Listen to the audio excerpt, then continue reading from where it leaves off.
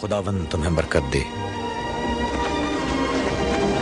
आसमान और जमीन का कुल इख्तियार मुझे दिया गया है, बस तुम जाकर सब कौमों को शागिर्द बनाओ और उनको बाप और बेटे और रूह कुद्स के नाम से बपतिस्मा दो और उनको ये तालीम दो कि उन सब बातों पर अमल करें जिनका मैंने तुमको हुक्म दिया है। और देखो, मैं दुनिया के आखिर तक हमेशा तुम्हारे साथ हूं। आमीन। मसीही यसु मसीह को खुदा का बेटा क्यों कहते हैं? बाइबल मुकद्दस में खुदा बाप और खुदा बेटे के रिश्ते को कैसे बयान किया गया है और मसीह यसु का खुदा के ताबे होने से क्या मुराद है? पहला करंथियों 11 बाब की 3 आयत में, बस मैं तुम्हें आगाह करना चाहता हूं कि हर मर्द का सर मसीह और औरत का सर मर्द और मसीह का सर खुदा है। इस आयत में पौलुस रसूल ने मर्द को औरत का सर कहा है, जिस तरह खुदा बाप मसीह यसु का सर है।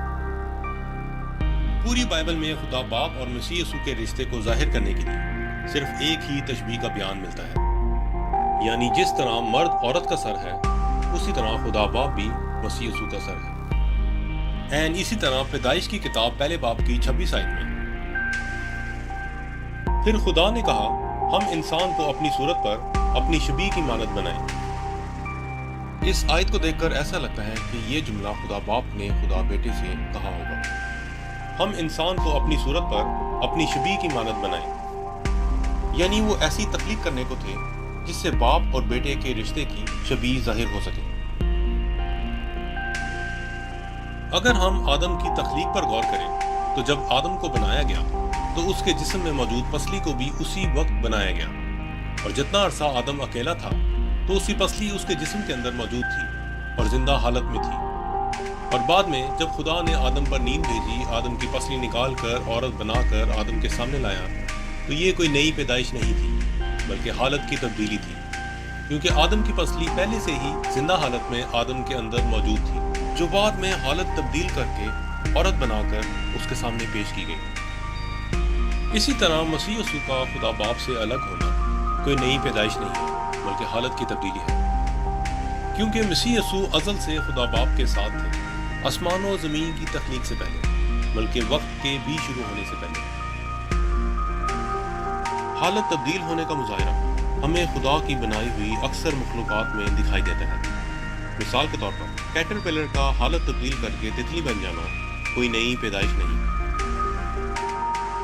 और जिस तरह हवा के आने से पहले खुदा ने आदम को तमाम दश्ती जानवरों और हवा के परिंदों पर इख्तियार बख्शा और बाग़ अदन की निगहबानी और बागबानी की ज़िम्मेदारी दी, हवा के आने के बाद वो भी उसी इख्तियार और ज़िम्मेदारी में शरीक हो गई, क्योंकि वो आदम से निकली थी, यानी जो इख्तियार और ज़िम्मेदारी हवा के पास थी वो उसने आदम से ली थी। इस मुनासबत से मत्ती की इंजील 28 बाब की 18 आयत के मुताबिक यसु ने पास आकर उनसे बातें की और कहा कि आसमान और ज़मीन का कुल इख्तियार मुझे दिया गया है। और इसी तरह मत्ती की इंजील 11 बाब की 27 आयत के मुताबिक, मेरे बाप की तरफ से मुझे सब कुछ सौंपा गया है, यानी खुदा बाप ने आसमान और ज़मीन का कुल इख्तियार मसीह यसु को दिया।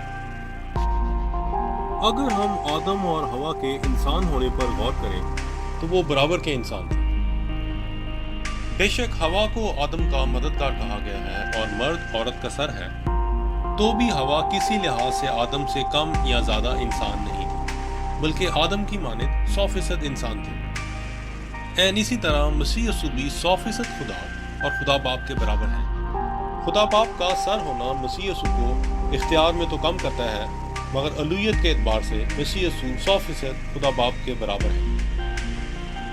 ये इसी तरह है, हमारे एक अजीज हमें बताया करते हैं कि जिन दिनों वो यूनिवर्सिटी से अपनी मैथमेटिक्स की डिग्री कर रहे थे, उस वक्त मैथमेटिक्स डिपार्टमेंट में 3 सीनियर प्रोफेसर थे और 3-3 साल के अरसे के लिए उनमें से हर एक प्रोफेसर को बारी बारी हेड ऑफ द डिपार्टमेंट बनाया जाता था, और उस अरसे के लिए बाकी 2 professor head of the department के मातहत रहते थे।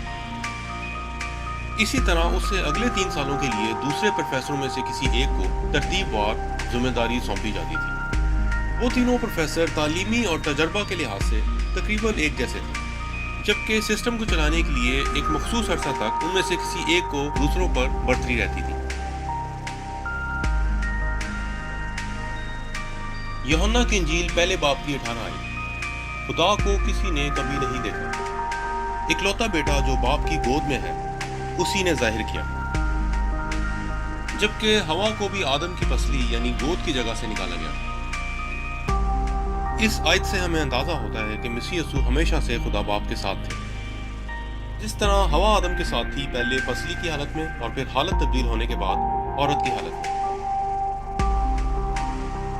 इफिसियों 3 बाब 15 आयत में पौलुस रसूल लिखते हैं कि इस सबब से मैं उस बाप के आगे घुटने टेकता हूँ जिससे आसमान और जमीन का हर खानदान नामजद है। लफ्ज़ नामजद पर गौर करने के लिए अगर हम बाइबल मुक़द्दस की इस आयत के असल मतन या बेहतर तर्जमे का मुताला करें तो हमें इल्म होगा कि खुदा ने आसमान और ज़मीन के हर जानदार को एक मखसूस मुकाम और नाम बख्शा है। मिसाल के तौर पर ज़बूर 147 की 4 आयत में वो सितारों को शुमार करता है और उनके नाम रखता है, और यहाँ तक कि खुदा आसमान की बादशाही में भी अपने बरगज़ीदों के नाम रखेगा। और यही काम खुदा ने आदम को सौंपा कि जानवरों के नाम रखें, क्योंकि आदम को खुदा की शबीह पर बनाया गया था। यानी खुदा की शबीह पर होने की वजह से आदम ने वही इख्तियार ज़मीन के जानदारों पर जाहिर किया जो इख्तियार खुदा आसमान और ज़मीन की मखलूक़ात पर करता है। कलाम के इस हिस्से से हमें खुदा और आदम की मुशाबहत का अंदाज़ा होता है। जबकि मसीह यीशु और हवा की मुशाबहत देखने के लिए हम पैदाइश 3 बाब पर गौर करते हैं। आदम को आजमाने के बजाय शैतान आदम के कमज़ोर हिस्सा यानी हवा की आजमाइश के मौके के इंतज़ार में रहा, क्योंकि उसे अंदाज़ा था कि आदम उसके बहकावे में आने का नहीं। ऐन इसी तरह गुमराह करने वाले शैतान को खुदा ने आसमान की बादशाह से निकाल दिया और शैतान हमेशा के लिए खुदा की तख्त की रसाई से महरूम हो गया।